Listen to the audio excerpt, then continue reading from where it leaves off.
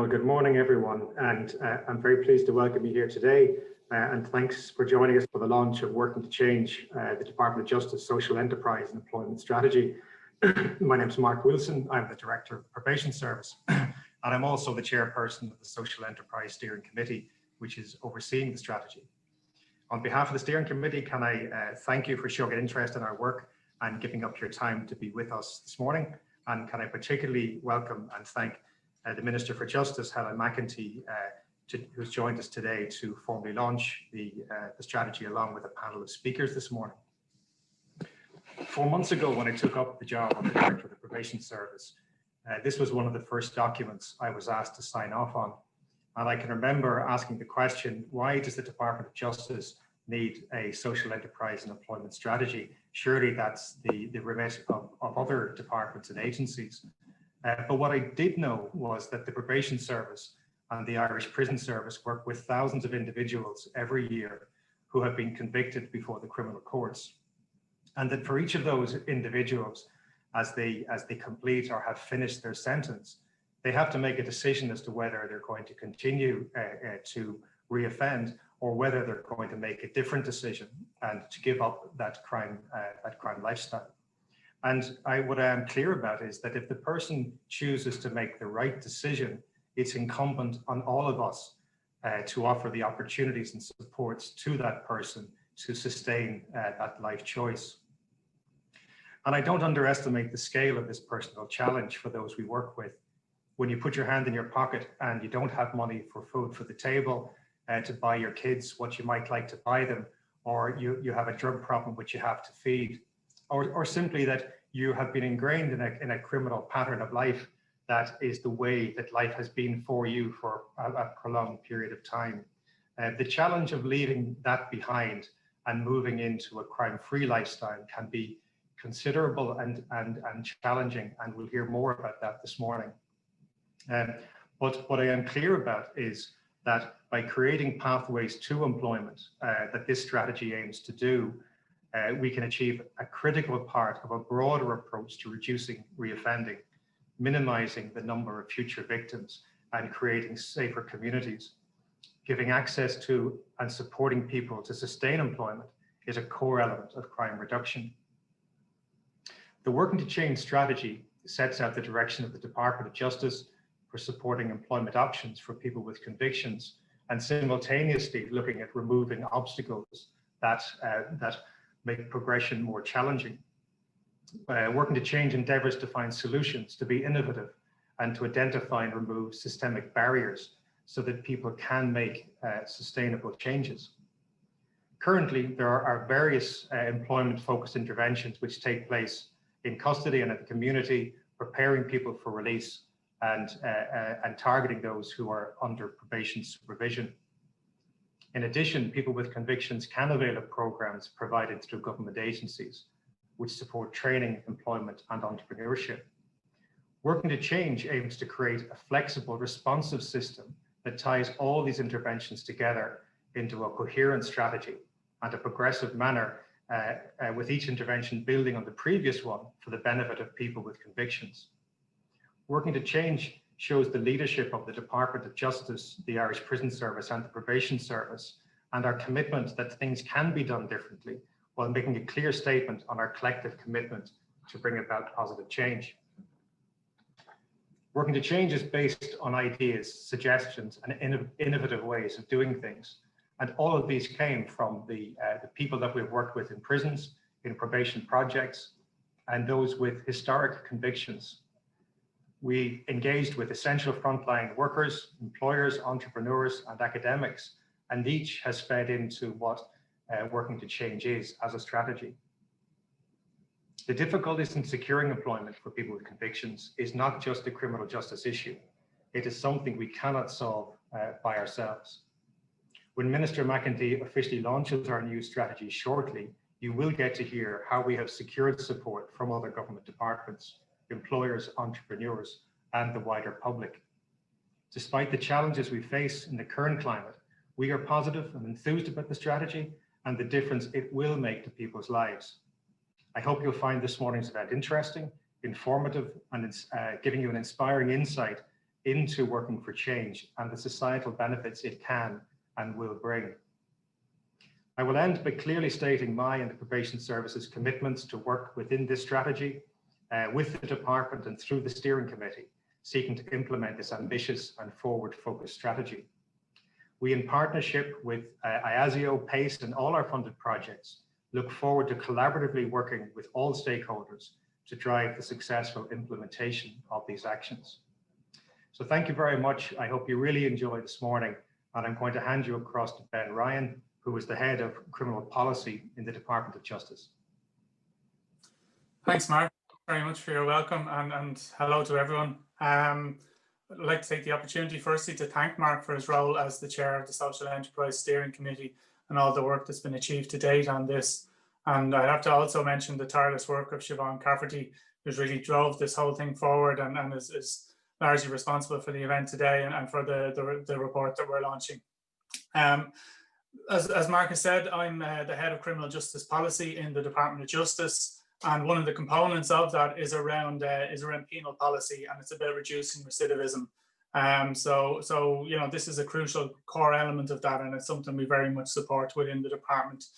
I'm going to be the MC for the day, so I'm going to just firstly take you through a few things that the department is already doing, and then I'm going to just give you an outline of the various speakers and what they're going to do in advance, and then we'll go to the Minister. So firstly to say, express my gratitude also to Minister McAtee for carving time out of our really hectic schedule to do this. And in the interest of not wasting her time or anyone else's time, I'm going to be as brief as I can in my introductory remarks.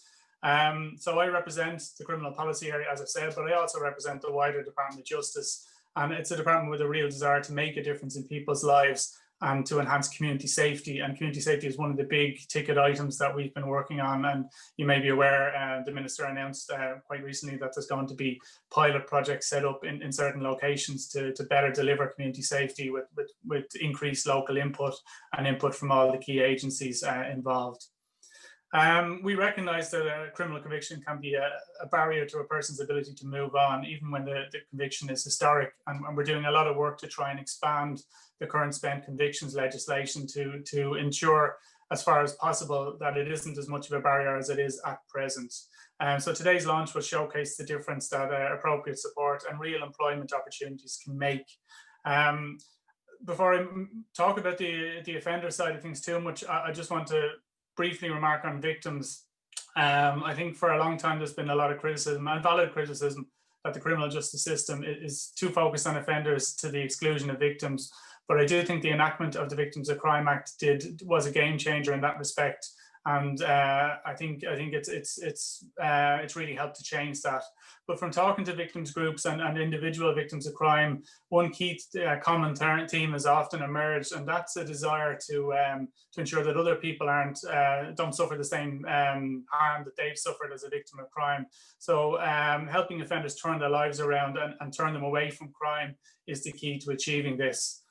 So this strategy has, as I said, the full weight of the department behind them, not only in our area covering penal matters, but also the corporate areas such as procurement and HR. We've had various conversations with our colleagues in those areas, and we've been really impressed with the enthusiasm with which they've bought into it. We're working with our HR function to look at what can be done to set up a pilot to employ ex-offenders in the civil service. Because I was very struck at an event I was at that was co-chaired by the then Governor of Mountjoy and the Director of IBEC. And it was about trying to find employment opportunities for ex-offenders. And I'm sitting there as a civil servant, and we have an absolute ban on it. So it was straight away from that day, we linked in with our HR, and we're trying to work on something now that can address that. On the corporate side of the department also, we've now taken forward on the procurement side a guarantee to include a social clause in 10% of all department tenders. So we're already doing something on that side as well. Apart from the actual actions here, which others are going to highlight, which I'm pleased to see across my department and outside the criminal policy area, it's just the fact that people get it. They can see the benefit in this. They can see what it brings. And that understanding, the vital role that employment can play in helping a person turn their lives around. It's very heartening to see that everyone has bought into that, and that the messages of rehabilitation and reintegration have been heard by others with different responsibilities and acted on. One of the key things for me is that this strategy focuses less on why people reoffend, but on what stops people falling into that pattern, and what we can do to assist them as a department and across government as well, in collaboration with other departments and agencies. So yeah, as I said, it's really pleasing to see that the strategy will be delivered in collaboration with other government departments, and will be aligned with other national strategies in the areas of social enterprise and employment, because the Department of Justice can't do this alone. As Mark has remarked, there are other agencies and departments we need their assistance from. So the Minister will shortly launch the strategy, but before she does, I'm just going to give you a quick run through of our speakers. After the Minister launches the strategy, you'll hear a personal account from Damien Quinn of the journey he's taken to be where he is today. Damien recently completed his Masters in Social Enterprise from UCC, and he'll take you step by step through his personal story, highlighting why employment is a life changer. Damien's message has challenges in it for all of us as policymakers and agencies, but it's a message of hope. And you know, I heard Damien speak at our criminal justice strategy, and I found his contribution really powerful. So I'm sure you'll find the same here. After Damien speaks, you'll hear from Karen McCaffrey, who's the Director General of the Irish Prison Service. Karen's here today to personally endorse the strategy and talk about the many actions that the Irish Prison Service has signed up to and is dedicated to delivering on. When Karen finishes, then Siobhan Cafferty, the Social Enterprise Project Manager, will take you through the key actions of the strategy with a passion and vigour that I'm sure you'll find infectious. So Siobhan will speak to businesses and employers out there about the cohort of willing and able employees that are available to provide their services and goods. Siobhan's a hard act to follow, so before Mark Wilson closes our event, you'll be treated to a dynamic presentation by Stuart Fraser, who's the owner of Frontline Bikes. And Stuart's an excellent example of what the Kickstart Fund can deliver for people. Many of you may have seen a clip around Stuart's business on the news, and it's you know, very optimistic and a good blueprint for others to follow. Mark mentioned the challenge that COVID-19 will present for us all, but having been involved with those who are responsible for designing and co-designing the strategy, I'm confident that social enterprises and entrepreneurs can carve a successful place in the future Ireland for people with criminal convictions who've moved on from their offending behaviours to find employment and to start their own business as well.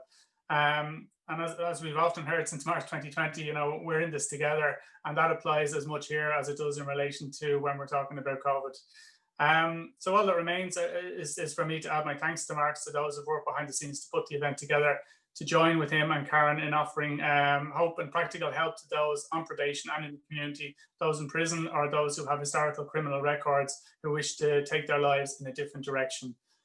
So with that introduction out of the way now, I'd like to hand over to the Minister for Justice, Helen McEntee. Minister, thank you. Thanks, Ben. Well, good morning, everyone. Absolutely delighted to be able to join you this morning to launch this strategy. And I'm particularly delighted, as Ben, I think, has alluded to, because this is something that really, when it comes to the Department of Justice, it is something that underpins the main aims of the criminal justice system, and that is rehabilitation, working with people, providing support, help, and creating opportunities for those who maybe wouldn't often have them. I think this type of event, while I'd love to be meeting people in person, it really does give us an opportunity to reach out to probably more people than we normally would. And as I speak, the numbers are still going up. So I'm delighted to see that we have so many people joining us from all across the country, but also I know that we have people joining us from outside of the country. So just to issue a very warm welcome. We also have a first here today in that I know as well this is being made available to people through the Prison TV channel, but also those who are engaged in the probation services as well. And I just want to really welcome you and thank you for joining with us. This is for you, this is about you, and obviously your involvement is absolutely vital and key. It's really important to me as Minister for Justice, working with the prison service and the probation service, that we create a system that actually allows for reintegration, that supports rehabilitation, and in particular once people have served their sentences. And I think that's something maybe that, you know, and as Ben touched on there, that you know, perhaps there's a focus on victims, but we need to be able to focus on everybody. And that's something that I've really tried to do as Minister for Justice, looking at the systems and the structures, but most importantly, the people who come into contact with the justice system, that we can support each and every one of them. People shouldn't have to believe that their opportunities or chances in life are gone just because they have a criminal record, or because, you know, they have made mistakes. And often it is that people have made mistakes and they need an opportunity to be able to turn their life around. So really that's what this strategy is about. It's giving people the opportunity to engage in a system that gives them hope and gives them those opportunities. I'm delighted to be able to launch the strategy. As Mark has said, this is one which really has been designed to try and address the systemic barriers and the challenges that people face when they're moving into the workforce, and so often for the first time. And I'm really pleased that this is a 3-year strategy as well. This will go from 2021 to 23. COVID has been mentioned, and it's hard to do anything today without mentioning COVID. And unfortunately, while it looks as though we'll be dealing with it next year, and who knows beyond that, but I think we need to take it year by year. As a department, we are absolutely committed that COVID doesn't prevent us from progressing these kind of projects and making sure that these projects continue and that they work in the best way possible. Out of every challenge, I suppose, there is an opportunity, and we have to look at it that way. And hopefully this will actively encourage people to try and come forward and to maximise what we are announcing here today, and the fact that I suppose so much of this will be made available online. I suppose it opens it up as well to people maybe who wouldn't have engaged in other ways. To echo maybe the theme of yesterday's National Social Economic Enterprise Conference, let's shape a sustainable and inclusive recovery and leave no one behind. And that certainly is the objective here.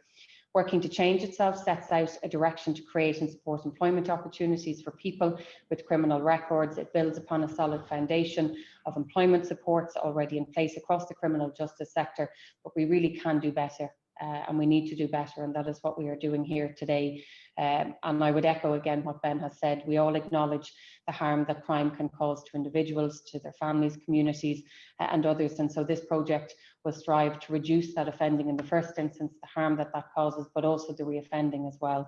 Supporting people, most importantly, and how do we do it? Through education, through training, creating opportunities for people. It has been shown, and it proves, to stop offending and to prevent reoffending as well. So this is not something that is new. This is something that we know works, and really that's why we're putting so much focus and effort into this. And I'm really delighted that we're going to be hearing from Damien Quinn, who I think, as Ben said, is speaking directly after me. Ben, or Damien is someone I know who has turned his life around through education, training, and then through work as well. So I'm really excited to hear from him and to hear firsthand how that has impacted him on his life and how it has worked. And hopefully it will encourage and it will give hope to others who are on the line as well and who are joining us this afternoon, and show the opportunities that can be there for you. I think doing everything that we can to make sure, and not just, you know, me as Minister for Justice and those on the line, but all of us should be able to do everything that we can to make sure that somebody doesn't end up back in prison. It makes sense from so many different angles. It makes sense for the individuals involved, it makes sense for their families, for their communities, and it makes sense for society as a whole, but it also makes economic sense as well. Reducing recidivism makes sense as a whole, and I think we all understand that. The strategy itself is, I think, a very ambitious strategy, but I am all for being ambitious. I think we need to be ambitious, and I think while it's ambitious, it's really achievable.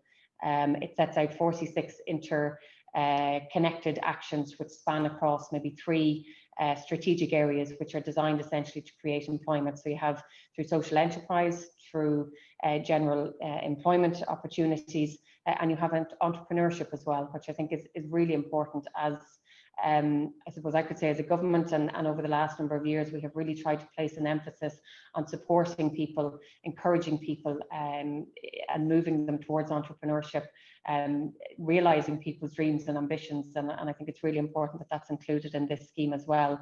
And I think you'll have, as Ben has alluded to, you'll have a chance as well later on in the speakers to see just how, I suppose, when you look at social enterprise, how that can have a positive impact. When we hear from the frontline bikers in Inchicore, I think they're a perfect example of how you can think outside of the box and how social enterprise models work for people in this sector as well. So again, really looking forward to hearing from them.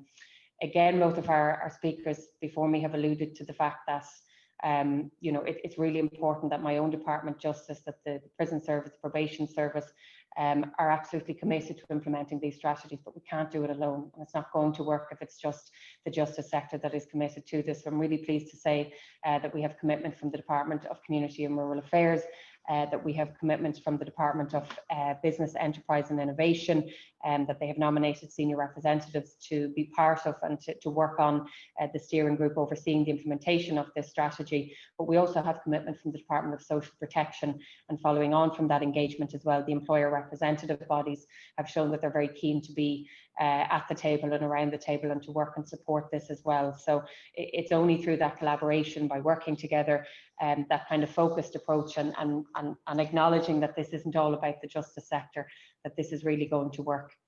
So despite the circumstances and the fact that we're only launching this today, I'm really pleased to maybe point out 3 areas where work has already been done. So it's always good to be able to launch something and say, well, we have work done, and most importantly, that there's money attached to it as well. So firstly, in line with the launch today, we're also launching a new website. The website, which is www.workingtochange.ie, has been set up, I suppose, as a signposting website, but also with the information and tools that people need and that they can read up on about the project. And as I said, signposting where to go and who they need to talk to. So it's a really important tool to be launching as part of this as well. And as I've said, a lot of work has gone into that. Secondly, and I think most importantly, we are announcing, and I'm announcing, €1.5 million of supports to help bring this to fruition and to make sure that this works. We have funding in collaboration with the probation services, the dormant account funds, and essentially we are expanding round 3 of the Kickstart Fund, which will be available from the beginning of next year, which is obviously only less than 2 months away. So the 1.5 million has been broken down into 3 areas. You have 1 million, which has been made available to social enterprise. This is through the encouragement or the encourage employment, to encourage employment of skills for people with convictions. Secondly, we have 250,000 which has been provided to support the establishment of a scholarship and an internship fund. And I think this is really important because it will allow people to get the minimum qualifications, allow them to seek work within the civil and the public service sector as well. Thirdly, then we have €250,000, which has also been used to support entrepreneurship. Again, a legitimate employment direction for everybody. And I think everybody should be given an opportunity to realise their own visions and their own dreams and the thoughts that they maybe have had for a number of years and just haven't had the opportunity to fulfil them.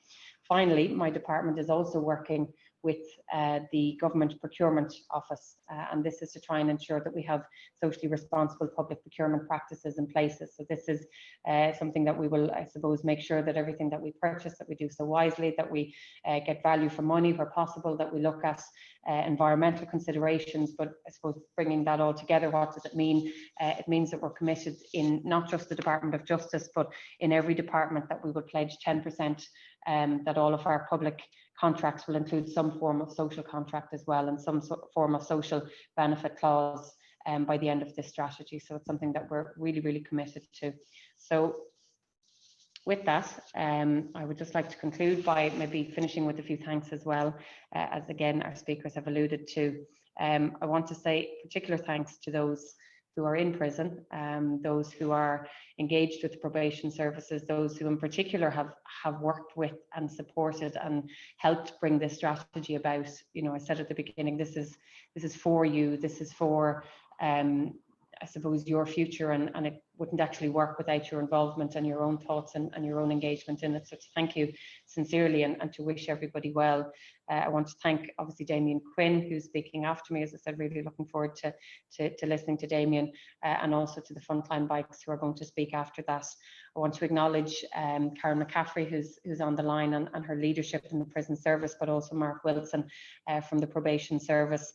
And then of course Mark, who's chairing the steering committee, but also with Siobhan, sorry. And then of course my own team in the Department of Justice, led by Ben and everybody who's been involved in this. This really is a wonderful strategy, and I think the fact that we have so many people here today, so many people committed to it, really to think it will make a big difference. So I'm delighted to officially launch the Working to Change strategy. Most importantly, I hope that as COVID starts to exit our lives, I'll have an opportunity to meet with many of you in person to see how this really is working, the benefits that this hopefully will bring. And as I said, I want to wish each and every one of you well as this is rolled out. So thank you. And I think, Ben, can I pass on to Damien, or is that your job? Thanks, Minister. I'll just briefly interject for a second. Firstly, just to say thanks very much for that, for those remarks. They're really, really heartening, I think, for everyone to hear. And thanks for your personal commitment to this and related issues, as I said, around spent convictions and ensuring that we prioritise that work. It is really important, and for securing the funding and helping get the engagement of other departments. So thanks very much for that. Damien's going to speak next. So Damien is a person who's reclaimed his life after a time spent in active addiction and engaging in offending behaviour. So he's here to share his story and to explain what this strategy means to him. So over to Damien. Thanks very much. Hi guys, can you hear me? You can, I hope, yeah. I took the decision to kind of pre-record something because I'm absolutely super nervous about taking part in this, but I'm extremely proud to be asked to do so. So I want you to hear my message loud and clear. And Ali is going to hit play now shortly. Sit back and relax and enjoy, okay? My name is Damien Quinn. Thank you to everyone involved in this Working to Change social enterprise and employment strategy. Thank you to the Minister for launching it, and thank you to the Department of Justice and Equality for inviting me here to speak today. A huge thank you to Siobhan Cafferty for her inspirational and tireless work to help people to recover from being indefinitely disadvantaged by their own convictions. I never envisaged my journey leading to a situation where I could speak of the significance of the strategy and the lives that this will change for so many other people like me. The first thing I would like to do is address the challenges this strategy speaks of from a lived experience and why it is so important. Introduced to drugs and criminality at a young age and an early school leaver with no formal education, I lived a difficult lifestyle, and as I got older, I started to want a little bit more from myself and my life, but that required getting some qualifications. I had to go back and get the equivalent of my junior cert at the age of 23, and I was able to do this in a local probation project, which is an alternative to mainstream education. Despite the levels of assistance and support this centre provided for me, I was still up to no good as money was extremely tight and I knew no better. Playing both sides of the fence caught up on me and I blew my life apart. I got caught, I let an awful lot of people down that supported me, and I had to be punished for my criminal behaviour, which I took on the chin. I paid for my crimes in many ways, and ways that punish far worse than being sent to prison ever could. I lost my family, I lost my friends, I lost my home, I lost the respect of the people I respected. The disappointment in the people that I knew and cared about was probably the hardest part of the entire punishment to deal with. When it was the court's turn to punish me, I was more than ready for it. I knew I was going to get a lengthy prison sentence, however I saw this as an opportunity not only to escape the upset I had caused, but also as a way to use the time constructively and to gain an education. When I was sentenced, I did exactly that. I engaged with the prison structure, the education unit and the workshops. I concentrated on health and fitness and my well-being and started to become really positive about my potential future. I met some ordinary, down-to-earth people in there that made some extraordinary mistakes and that for the most part put in their own work on themselves and wanted nothing more than to bounce back from extremely low points in their lives. Out of all the educational achievements in there, one of my proudest moments was when prison officers opened my cell door at a random time, and rather than search the cell, they hand-delivered me my results from a business studies course I did with the Open University. They shook my hand and they gave me a congratulations from the Governor too. Getting out in 2009, I had real hope for the future and I felt that the world was at my feet. I'd fully engaged with the prison life and the courses that were available, and I had used my time to the best of my abilities. Unfortunately, the reality was I brought an invisible label with me, one that stays with me wherever I go, and under current legislation will never go away. As we progress, we are subject to Garda vetting, and this isn't just employment settings. It's in access onto certain educational and social care courses, in voluntary roles, sporting and coaching roles, insurance applications, housing applications, and immigration, to name the few obvious instances. There are many ways in which we are exposed to the mistakes that we made, and this constant exposure in advancement settings significantly impacts on all the positive steps we take to live a better life.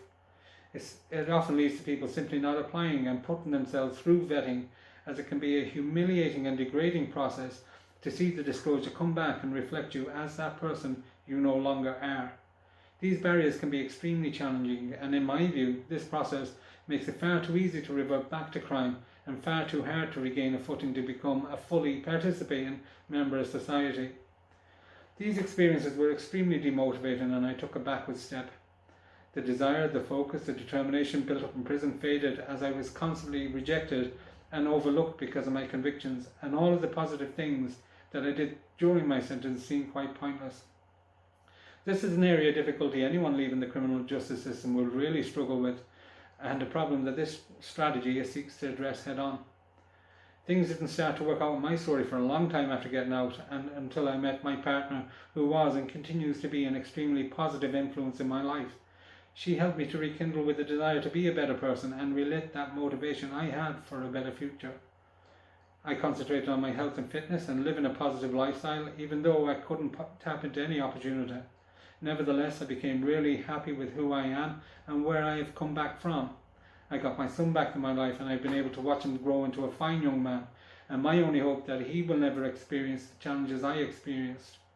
It can be quite a miserable existence being caught up in active addiction and criminality, and I'm a million times happier in life now than I was way back then. I couldn't get employment, so I signed up to a course in business and community development with Equal Ireland, who deliver courses to help people to help them re-engage with education. This became my focus, as I had an interest in business from the courses I completed in prison, and I had a desire to give back and make amends in my community. It was perfect. I didn't know how I was going to pay for the course, but I signed up anyways. Shortly after signing up to this course, I secured employment through a friend where vetting was not a requirement, and securing this employment was a game changer. I had the means to support myself financially, to put a roof over my head, food on the table, and I had money to put myself through further education. I became night manager in that role, and I was able to hire other people like me that I knew needed to get a break too. I was able to bring people over from the probation project that I mentioned earlier, and I'm glad to say that many of them remain employed today. There was no greater feeling than being able to help others like me to secure the means to look after themselves. I moved on from that employment to a day job in business administration, where again vetting was not required, and I am still employed there today. Since that time, I completed a master's degree in cooperatives and social enterprise with UCC. I became involved in a local community magazine. I finished another course in recognition of prior learning, and most importantly, myself and my fiancée have had a little boy too. In my voluntary roles, vetting has been quite problematic. Absolutely, people need to be protected from people that have the capacity to endanger children and vulnerable adults. The reality is, though, there may be only 1 or 1.5% of the entire prison population that would fit into that category, who are a risk to everyone, including themselves. So it's difficult to comprehend why the entire prison population is viewed as being as such. In a recent application, it took 3 months for me to get through a vetting process in a voluntary role. There's no doubt in my mind that if this was an employment situation, that the employer would not wait. As jobs arise, they need to be filled quickly, and a 3-month process is simply not quick enough. A dear friend that sadly passed away recently made it his business to ensure that the people that were dealing with this application knew the vast amount of work that I had done on myself since that time, and he emphasised that their decision should be based purely on that. He was the Deputy President of Community Games Ireland, and he is and will be sadly missed. He was a very forward-thinking and forward-minded man that believed that anyone should be afforded the opportunity to start over if they really wanted to, and a lot of people that can provide varying levels of opportunity could learn an awful lot from that type of a mindset. Getting back to what the launch of this strategy means to me, it recognises quite clearly that people can and do change, and there is a commitment from the agencies involved in this strategy that we will be supported to do so. It means that we will no longer be defined by the convictions that we cannot change. It means that we will be defined by what we decide to learn or not to learn from our convictions and the circumstances that prevailed in our lives at that time. This initiative will provide the support for people with convictions to create their own employment opportunities, where such opportunities have been far too scarce for people like us for far too long. This strategy commits to educating and supporting employers to take that chance. It sends a clear message to employers that they are part of the stability and that they can play a part in reducing criminality. Employment was a huge stability factor in my recovery, and employment will address the primary risk factor, which for many is poverty and deprivation. There's a proactive piece here also in that public sector opportunities could be made available to people with convictions, providing they have the skills to carry out these roles, and it is an opportunity for this sector to lead by example. What I would really love to see is a situation where one day people that actively seek that better life will never have to worry about their past mistakes hindering their progression, and that all opportunity out there is available to them and me the same way it is available to everybody else. Having read the many trains of thought on the integration of offenders into the community and the labour market, the one thing I've yet to find is a study that suggests people with convictions are not able to work as hard or cannot offer the same level of commitment as people without convictions. Just because a person hasn't been convicted doesn't mean that they can't be and they won't be problematic. In all fairness, an employer is likely to know more about a person with convictions than the person without them after reading such disclosures. What I would like to finish on is that this strategy offers real hope, not only for the people that are currently in the system and leaving it, but it also offers hope to the people that have been out of the system that have struggled for years because of their convictions. This strategy will be the light at the end of the tunnel for anybody that wants to change, and there isn't a doubt in my mind that those that have the big beautiful plans for their own futures now have the necessary supports through this strategy to make these plans a reality. Everyone is a winner when someone turns their life around, and I believe that many more will do so with the supports contained within this strategy. If I was able to tap into this level of support in the early days of my recovery, I believe my journey wouldn't have been half as bumpy and it wouldn't have taken half as long. To the people that can offer opportunities, this is your chance to address a pressing societal issue and your opportunity to get involved and to help everybody involved in this strategy to make a lasting difference. Thank you very much for inviting me here today.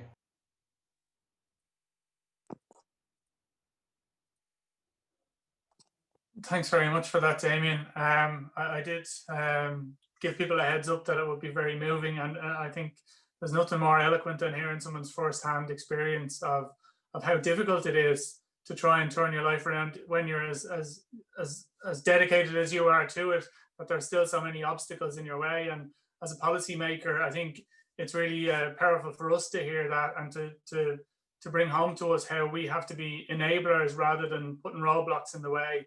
And that's the challenge for us. So you've called out a number of areas there that are under my responsibility, and we're working on vetting processes, and as I've already said, spend convictions. So it's a challenge for us that we really want to address. And you know, I think everyone can hear how well you've done, but there are others who may not have the same strength that you have, and who may just give up because of all the obstacles that are there.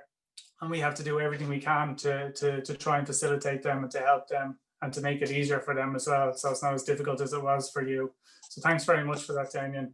Karen, it's very difficult to follow that, but I'm going to hand over to Karen McCaffrey. Karen's the Director General of the Irish Prison Service, and is very much dedicated to this strategy, and has done great work in terms of leading on rehabilitation of prisoners and focusing so much on education and employment opportunities for prisoners, and doing everything she can and the prison service can to try and equip people for when they leave prison and to help them reintegrate into society. So I'll hand over to Karen now. Thanks very much. Thanks, Ben. I think Ben has said it, Damien. That was such a powerful speech. I'm so proud of you, and I will not be able to follow. So hopefully people aren't too disappointed. I really am delighted to welcome the launch of the new strategy, Working to Change. I really want to personally thank you, Minister McAtee, for launching the strategy today and for your ongoing support for this important initiative. The data released by the Central Statistics Office last month on the low percentage of people with previous convictions who are in sustained employment 3 years post-release really highlights the challenges that need to be overcome if we are to be successful in increasing the employment opportunities for people who have a criminal record. Our new strategy recognises that there are structural barriers that need to be addressed to make it easier for an employer to offer employment to a person with a conviction, or for an offender to establish his or her own business. I wish to compliment Siobhan Cafferty as project manager for leading on the implementation of the previous strategy and on the development of this new strategy. Anybody who knows Siobhan knows that she brings tremendous energy to her role and has engaged with a very wide range of departments, agencies and other support organisations to develop what is really a very comprehensive and challenging strategy that will greatly enhance the opportunities for employment for people with a previous conviction. In fact, the criminal justice sector was the first sector to devise and implement a social enterprise strategy. Over the past 3 years, the implementation of that strategy has resulted in a significant increase in the number of social enterprises that employ people with a criminal conviction, supported by the Dormant Accounts Kickstart Fund and other tailored support initiatives. Some of these enterprises now qualify for mainstream social enterprise supports, and many are ambitious to expand their operations to increase the number of paid jobs on offer. We are all aware that the context in which this strategy has been launched is a challenging one. However, this should not deter us in any way from making every effort we can to maximise the employment opportunities for ex-offenders. The strategy launched today highlights the need to work on an interdepartmental basis to increase the opportunities to access paid employment, a really strong determining factor in permanently moving away or desisting from crime. It also recognises that self-employment is an option that some may wish to pursue, and the need to assist and support individuals in achieving that objective. I have seen firsthand the transformation in those in custody who are employed in some of our initiatives, such as the coffee shop, nursery and car wash in Lochinhouse, full of pride, determination, ambition and hope. Many of you will have seen on television last year the impact of on the prisoners involved in the entrepreneurship programme we ran in Wheatfield, and actually I think I saw in the chat we have a graduate from that programme joining us this morning, which is incredible. That programme was run by Dominic Kemp, and anybody who has seen it will have seen and heard how the participants in that programme grew in confidence and belief and displayed real creativity and innovation. We all know that the pathway to desistance is a long road, and I think that's really been described very well by Damien. And many factors need to come into play before an offender can break the cycle of reoffending, create a new non-criminal identity for themselves, and begin contributing to society in a positive way. The Irish Prison Service plays a key role in helping offenders to break that cycle of offending. However, many uncommitted to prison present with a multitude of complex problems, the solution to which are not solely within the remit of the criminal justice system. Unless we have a coordinated multi-agency approach where all stakeholders together work to effectively plan the release of offenders and to then oversee their transition into the community, we will fail in our mission to improve public safety by reducing reoffending. This strategy is an excellent example of the criminal justice sector working positively with other government departments, employers and entrepreneurs to achieve better outcomes, not just for the individuals involved, but for our wider communities. Over the past decade, the Irish Prison Service has proactively engaged with other departments and agencies and third sector organisations outside of the prison walls to ensure a smoother transition from custody to community. We make every effort to liaise with housing authorities, social protection, medical card services and community healthcare services so that the very basic needs of people in custody are met on release. We know that without these being met, the prospects for progression to employment are very limited. The recent budget approval to the prison service to increase the number of integrated sentence management coordinators next year is really most welcome and will ensure more effective sentence management and help for people in planning their resettlement into their community. We're also currently reviewing our work training activities in our prisons to ensure that they meet not just the essential service needs of our prisons, but also to ensure we provide increased opportunities for accredited training and, very importantly, enhance the employability of people on release linked with identified employment opportunities. I really look forward to seeing the full implementation of this strategy over the coming years, and from our part, we will work to fully support the Social Enterprise Steering Committee under the chairmanship of the Director of Probation, and we will absolutely engage proactively in delivering the actions within our remit. Thank you. Thanks very much for that, Karen. Difficult act to follow, Damien, but I think you did an excellent job there. Thanks very much. Yeah, I mean, it's great to hear all the work that's going on within the prison service. And again, as a policymaker, you know, just to thank you for opening the doors of various prisons to our team to go and have a look and see what's going on, to see the education facilities, to see the workshops, and to see everything that's tailored around trying to equip offenders to have the skills to be able to reintegrate back into society successfully on release. So I think this strategy is key to that. And it ties in with some other work that we've both engaged on. And this is where I'll bring Siobhan in as well, because we've worked on the joint agency response to crime in a number of projects. And that's all about a tailored plan around individual offenders to try and assist them to turn away from their offending behaviour. And one of the keys to that the key programs to that is the Bridge Change Works program, which Siobhan has been central to as well. And I visited that project too, and it's really, really excellent, and it does fantastic work.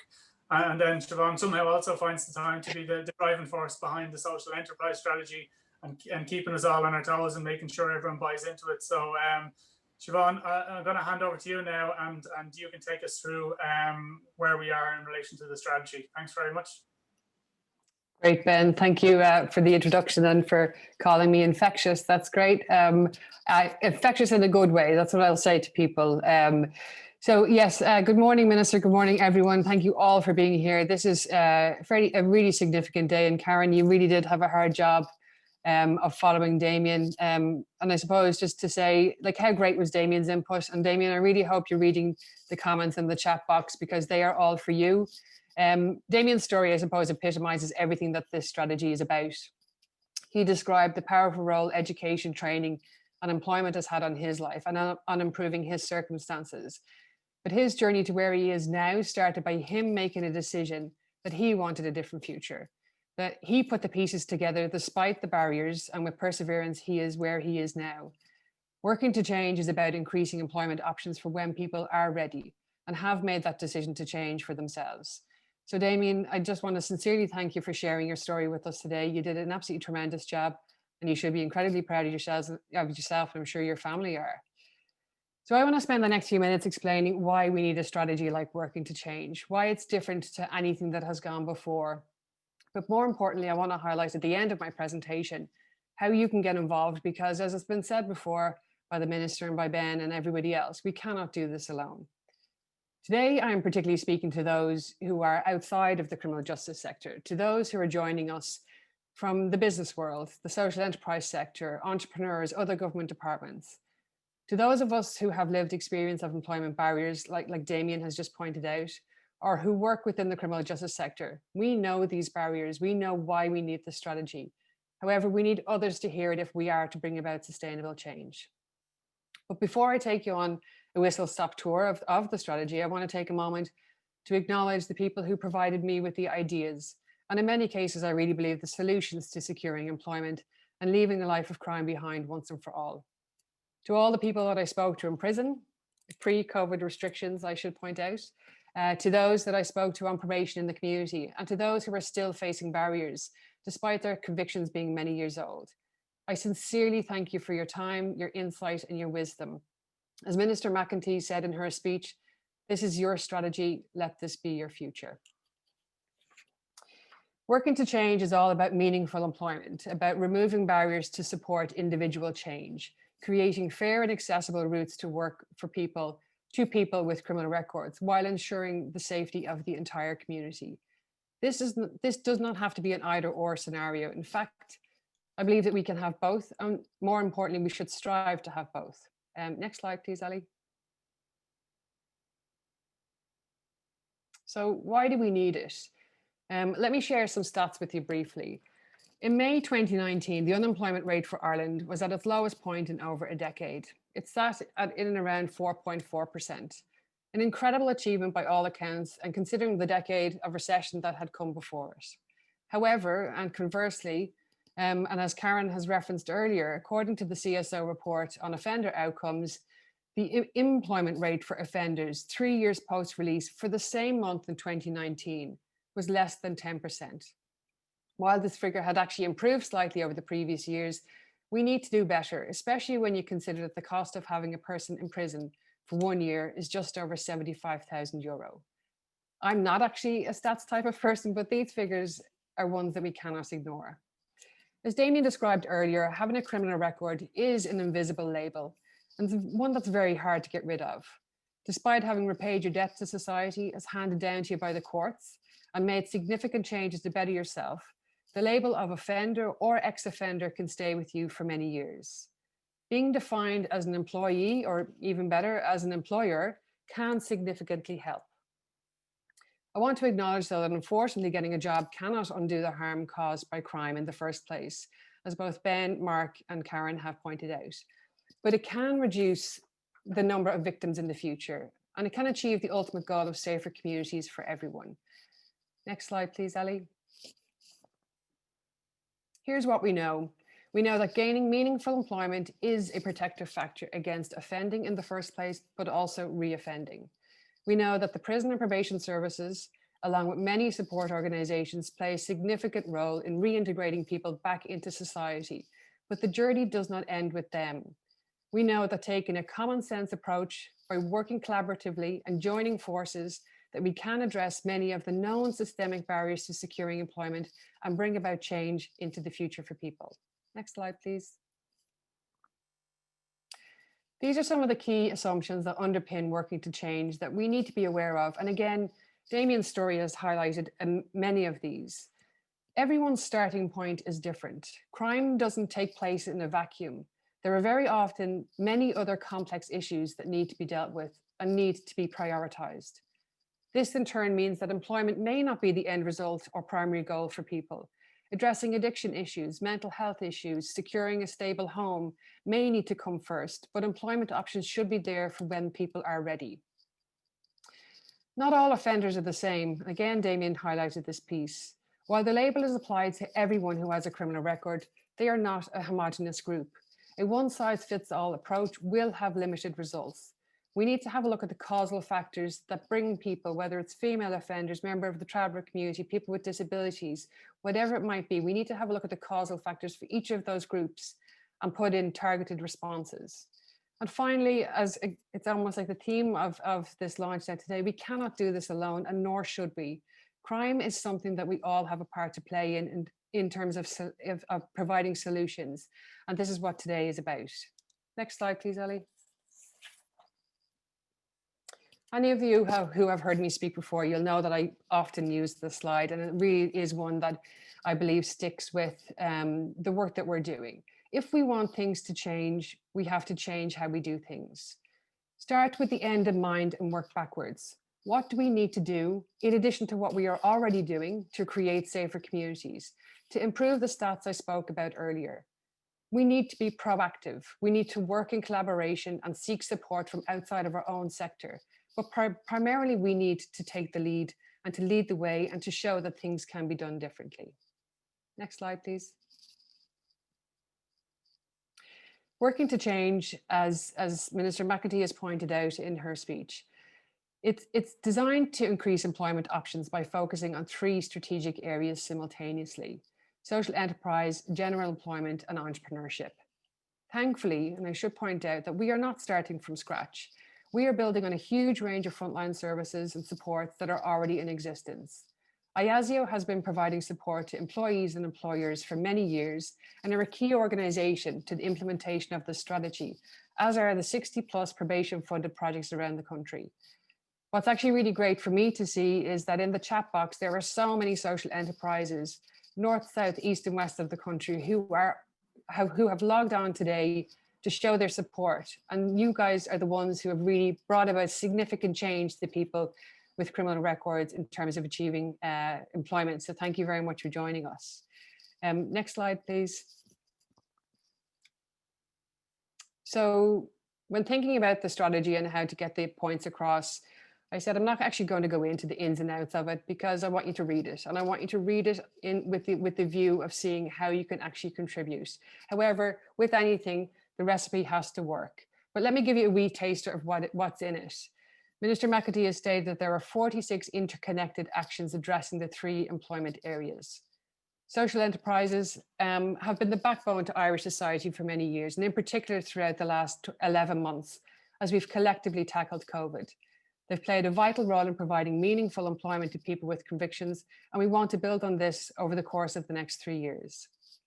Minister McEntee also announced that round 3 of the Probation Service Kickstart Fund, supported by the Dormant Accounts Fund, will be available in Q1 of 2021, but not only to continue the support to social enterprises, but also to support the implementation of the strategy overall.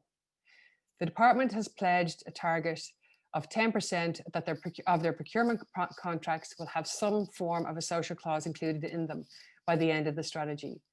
I'm really pleased to say that significant progress has been made on this already, as those who lead out on procurement within the department are champions. They understand the need for this. When it comes to general employment, we need employers from all sectors to engage with us. to ensure that we build a flexible, responsive system, one that prepares people to fill identified gaps in the labour market, not just now, but into the future. To this end, we are establishing an employers forum, so we have continuous direct engagement with those who have the power to bring about sustainable change for individuals. And finally, entrepreneurship. We will be rolling out the Prison Entrepreneurship Programme to all prisons who have the capacity to deliver it, hopefully by the end of 2021. It's very much dependent on how COVID pans out in the next number of months. With the support of the Rotary Clubs Ireland and other business mentors, we aim to increase the entrepreneurship as an option, a genuine employment option to those people exiting the criminal justice system. We already have gained commitment from a number of government departments. This working to change strategy is part of something that is bigger than what we are doing here. We're also looking at achieving at least three of the 17 Sustainable Development Goals. We have a number of public bodies already bought into this. It's great to see in the chat box that people are already offering their levels of support. And believe me, we will be taking up on that. We need an endless amount of employers and mentors. We need all of the support agencies that have been doing tireless work over the years with people who've come through the criminal justice system. We need you on board. We need you to continue doing what you're doing and to be part of this. And more importantly, we need individuals like Damien to fully commit to the fact that they can have a future without crime if needs be. But now, my next slide, please, Ali. This is my call to action for you. You know, the theme, as I said, of this launch has almost been, we cannot do this alone. And now for the next few minutes, I'd like to kind of address those who have a really key part to play in the success of it. To the individuals who are in prison, to those who are on probation in the community, to those who are in the community living with historical records that are still having an impact on your future. I would say to you one word: believe. Believe that your future can be different. Believe that you do not have to have a future where crime is your only option. Believe that the work that's being put in now today, the commitment from all the key players, will bring about change when you are ready to make that change. To employers, I would ask you to see beyond the criminal record, see the person who sits in front of you with the skills and talents, and in many cases, a huge amount of work that they've put into themselves since they last offended. Please see that individual, see the skills match that they have for the job that you have on offer, and see beyond and see the individual that can make sustainable change and offer a huge amount to your organization. To government bodies to government departments and public bodies, it has been mentioned already, and thankfully the Department of Justice are starting to lead the way on this. I would ask you to spend wisely. Every euro that you spend on behalf of our taxpayers should have additionality, should have added value, and that can happen through socially responsible public procurement. But overall, what I would say is, if we cannot see it, we cannot be it. I would ask you to share your success and to make that, to share that, I suppose. So a bit like as Damien said earlier on, if you know that it's an option, you will strive to achieve it. So next slide, please, Ali. So Minister McEntee mentioned that today we are also launching the Working to Change website, which is an implementation tool for this strategy.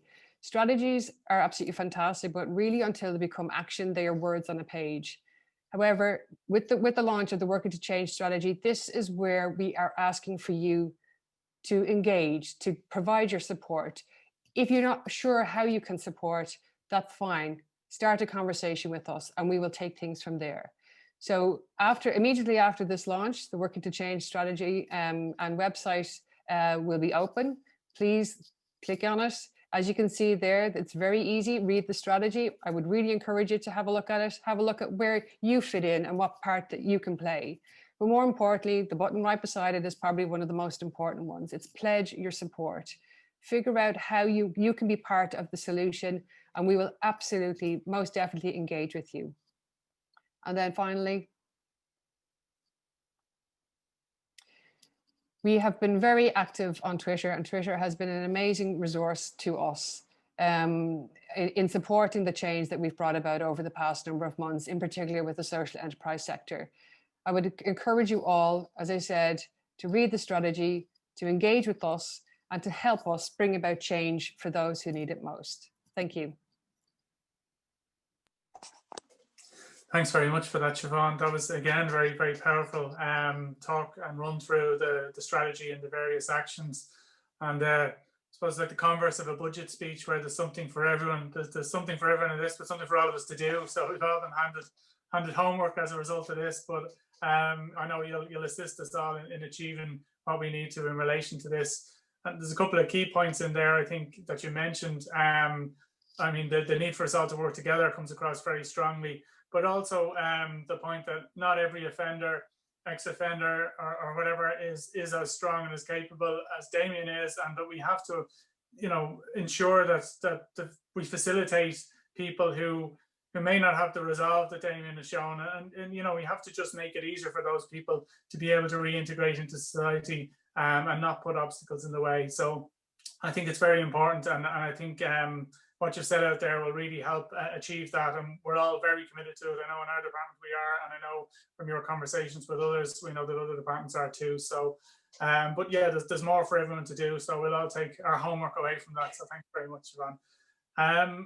The next speaker then is Stuart. So I'm going to hand over to Stuart Fraser shortly. Stuart has worked in healthcare and social enterprises as a nurse and as a manager for the last 25 years in Scotland, in England, and now in Ireland.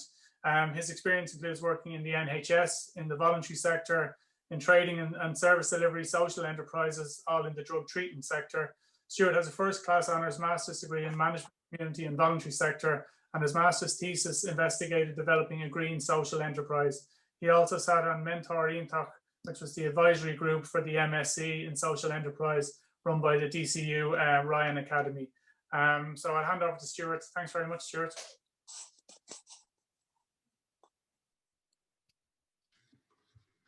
Good morning, everyone, and warm greetings from Inchicore. We'd first like to congratulate the Minister and the Department on a fantastic initiative and really trailblazing the path along with the Department of Rural and Community Development for other departments to follow regarding social enterprise. A very personal big thank you to Siobhan Cafferty for listening to me over all these years and going on about social enterprise and all the constant support that she's given me in getting frontline bikes off the ground. And just a special thanks to Damien for telling his story. Fantastic, Damien, it's what it's all about. So Frontline Change is predominantly an addiction service that serves the Dublin 8 area. We cover Kilmainham, Inchicore and Bluebell. And we're very good at engaging with people with criminal backgrounds. We're very good at engaging with people in addiction. And we're very good at giving that community addiction treatment.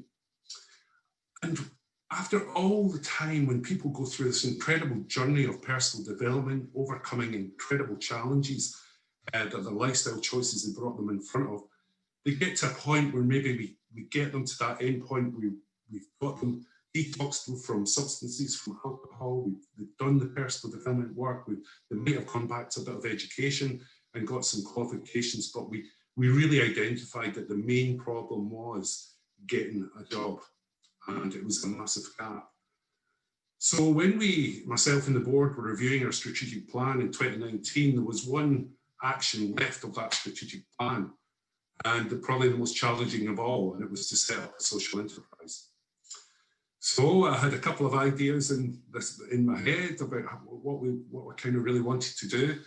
And obviously to tease some of that vision out, we saw in 2019 the first Kickstart fund coming about. And we looked at the grants and we saw that there was a grant for feasibility, a feasibility study.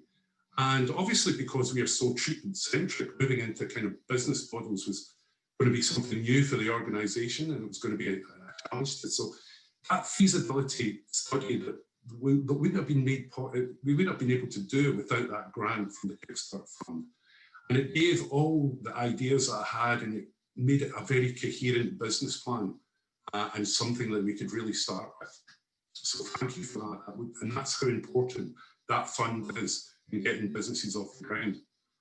So I suppose this whole story is really about transformation. This is about transforming an old derelict shop into a retail unit.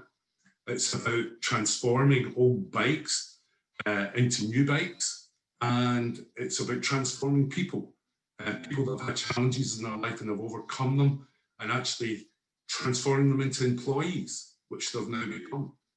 And also it's about transformation of our community. Inchicore for many years and Bluebell surrounding areas have been left neglected really for many a year, and now there's a lot of talk around a major regeneration of the area, and we want Frontline Bikes to be the start of that story. So as you can see from the slides here, there's the dusty old derelict shop. Interesting story about it. It's been in the family since 1960s. It's been over 100 years in this family's lineage, and it's kept being passed down. And it used to be an old grocer's. There used to be a lot of arable land behind it, and they used to sell their produce from it. And probably for the last, up until 2015, the motor factors went out of business on the downturn, and it had been left vacant and for about 4 or 5 years. So, the next slide, please. We kind of then took on that lease, and when we went to the owner, we couldn't believe our luck. He's a very altruistic gentleman, and he worked for Limerick Council, and he believed in the social mission. He'd done a lot of charity work himself before, so we couldn't believe it. So we brokered a deal with them, and we said, okay, if we do this retail unit up, will you give us some rent-free time? And he said yes. So as we repaired the shop, if you just go on to the next slide, he basically agreed. And as you can see, there was a lot of work to be done. And through that door at the back was probably the worst toilet in Ireland, which we sorted out. But it's a lovely old shop fascia there, and it's got that countertop is solid marble. It's a south-facing window. It was just a beautiful building that needed to be brought to life. The next slide, please. And as you could see, as we started to get, so we said, right, we've got to find money to do this place up. So we entered the Dublin City Council Leo Social Enterprise Awards, run in conjunction with Inner City Enterprise, and we won a prize for that. And with that prize money, we started to renovate the retail unit as well. Next slide, please. And again, this is all about partnerships and trying to get help and supports from wherever. And we also partnered with New World Associates in Harold's Cross. New World is a mainstream marketing branding agency. And I went and had a pitch to trans my arm with them. And they just thought it was amazing. And they said, yeah, we want to do all your branding. We want to do your artwork. We just think you're great, and what you're trying to achieve is fantastic. So they've done thousands of euro worth of pro bono work for us, which is absolutely incredible. So we got this head of steam up. We were all very excited, and then obviously COVID hit, and that was a bit of a break in the business ideas, and we got delayed for about 6 months on that. However, there was a journalist called Conor Hunt from RTE who actually saw us at the previous DCC Leo Awards, and he'd actually been following us on social media to see where we were at. And he approached us and said, look, I just really like what you're trying to do, and I think it's a really worthy news item. And obviously in the middle of COVID, I think the nation wanted a good story to hear. And it's just really to say about responsible journalism and good approaches to highlight social enterprises. The response was overwhelming. We've been absolutely inundated with kindness, support. It's been incredible. The Irish people responded, and we were getting calls from Mayo, from Cork, Limerick, everywhere around the country. People were coming in and saying, how can we help this? How can we help this? It was fantastic, incredible. And as I said, we're just absolutely overwhelmed. So I could go on at length about the success of this forever, for all morning, but I think I would just like to put on the RTE report on 6 News. And it's been absolutely invaluable to get us off the ground, this report. and it's been absolutely brilliant. So I'll shut up now and enjoy this report. It's great. They do things a little differently over at Frontline Bikes in Inchicore in Dublin. For a start, they've just opened their doors for the first time as Level 5 restrictions continue to grip. We know that bike shops are an essential service. We kind of see this as an opportunity. The bikes here aren't new. They've been rescued from skips, donated and upcycled. And the staff, the mechanics, have all had addiction problems in the past. We are taking discarded bikes that would probably go to landfill, and we are upskilling and training people that are most socially excluded, furthest away from the job markets, giving them relevant skills in today's marketplace, and giving them employment, which is massive. Yeah, and definitely a second chance. I got involved in criminality at a young age, ended up in prisons, ended up addicted to substances, alcohol, had many years homeless as well. So yeah, quite a journey. Gerard McBrearty has had his struggles. This new job has given him a new lease of life. Huge, huge. As I said, the structure, routine, normality, being part of a community, the self-worth that I'm gaining day on, day in is huge, huge in my recovery and other people's recovery, because they look at me in the community and see, well, if he's able to do it, I'm able to do it. There's been a boom in the number of people dusting down their old bikes or buying a new one since this pandemic took hold. And under the current Level 5 restrictions, we're being encouraged to walk or cycle where possible. And for those working here, this is more than a bike shop. It's about a fresh start. Conor Hunt, RTE News.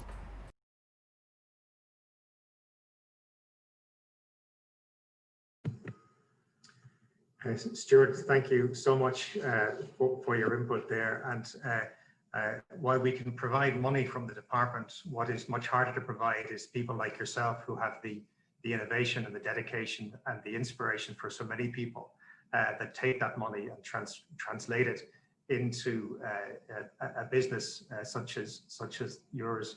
And to hear someone comment on their finding of self-worth and feeling included is really the core of so much of what we all want to achieve.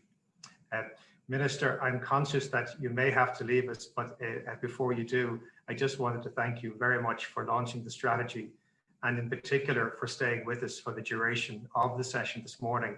Again, I think it really reflects your personal commitment to what we're all aiming to achieve collectively over the next 3 years. So I will do my concluding remarks, but if you need to go, thank you very much again for joining us this morning. I think again, just to all of you, we have a huge number of people still with us, and it's really encouraging to see that. As the department launches the strategy, I don't know that we can endorse how strongly we feel about this. That, as I say, the minister has stayed with us, that the head of criminal justice policy has stayed with us, and both Karen and I, as heads of prison and probation, are here and endorsing this directly.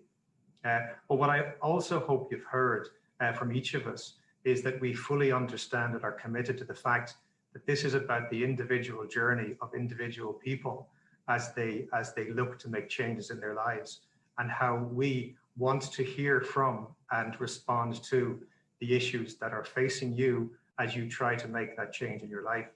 I'm not going to say that journey is straightforward. I think those of us here who've worked in this area do understand the challenges, and certainly there was no clearer demonstration of that than from Damien. Damien, I have to commend you for your honesty in talking to us.